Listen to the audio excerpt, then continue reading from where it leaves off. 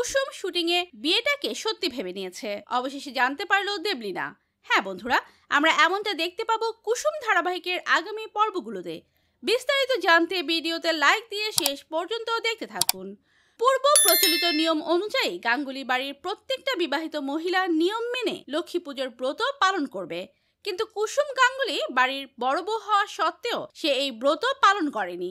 তার কারণে আয়ুষ আবার অসুস্থ হয়ে পড়ে। অন্যমনস্কভাবে কুসুম গরম দুধের হাঁড়িটা ধরে ফেললে তার হাত জ্বলে যায়।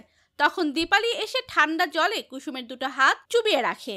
কুসুম ভাবে দীপালি পিসু যদি এখন আমার হাতের নোয়াটা দেখে ফেলে, তখন কুসুম নিজের হাতগুলো সরিয়ে নেয়। দীপালি বলে, তুই এত কি ভাবছিস বলতো কুসুম? আমি বুঝতে পেরেছি আজ থেকে রাতুল এখানে থাকবে, আর তোর বিয়ের দিনও কাছে চলে এলো। এইসব ভেবে তুই অস্থির হয়ে রয়েছিস, তাই না? শোন, কালকে এই বাড়িতে লক্ষ্মী পুজো হবে, আর আজ থেকে আমাদের তার সব ব্যবস্থা করতে হবে। কুসুম বলে, পিসি আমাকে কি করতে হবে? তখন দীপালি বলে, পুজোর সমস্ত দায়িত্ব তো ম্যাডাম তোকেই দিয়েছেন।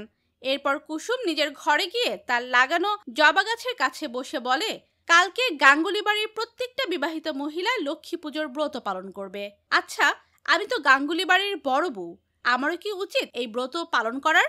একটা কাজের মেয়ে যদি এই ব্রত পালন না করে, তাহলে গাঙ্গুলি বাড়ির প্রচলিত নিয়ম কি ভেঙে যাবে? সব আমার কপালের দোষ। আমি সেই বিয়েটাকে সত্যি ভেবে ছোট সাহেবকে ঠকাচ্ছি, এমনকি আমার দেবী মাকেও ঠকাচ্ছি। আর রাতুল সাহেব, যার চোখে আমি আমার জন্য ভালোবাসা দেখেছি, আমি তাকেও ঠকাচ্ছি। তখনই দেবীনা আর মীনাক্ষী সেখানে আসে। কুসুমের এই কথাটা শুনে দেবীনা বলে, তুমি আবার কি করেছো? কি লুকাচ্ছ? সত্যি করে বলো।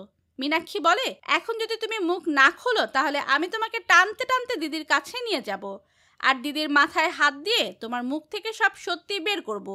কুসুম বলে, ঠাকুর আমাকে রক্ষা করো, আমি চাই না দিদিমা এইভাবে সত্যিটা জানুক।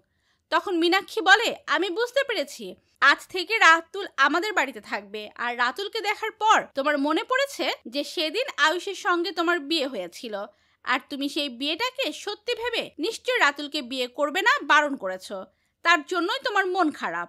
তখন দেবীনা রেগে বলে, মিনা তুমি কি অন্তর্যামী? ওর মনের কথা তুমি বুঝতে পারছো? আমি তো ওর থেকে সত্যিটা বের করার চেষ্টা করছি নাকি? কুসুম বলে, আমার গাঙ্গুলি বাড়িতে অনেক কাজ রয়েছে, এখন আমি যাই। এ বলে কুসুম সেখান থেকে চলে যায়। দেবীনা রেগে গিয়ে বলে, ওর থেকে আমি সত্যিটা বের করতে যাচ্ছিলাম, মাঝখান থেকে তুমি এটা ওটা বলে সবটা বিগড়ে দিলে। তো বন্ধুরা, পরবর্তী আপডেট সবার আগে পেতে সাবস্ক্রাইব করুন আমাদের চ্যানেলটি। ধন্যবাদ।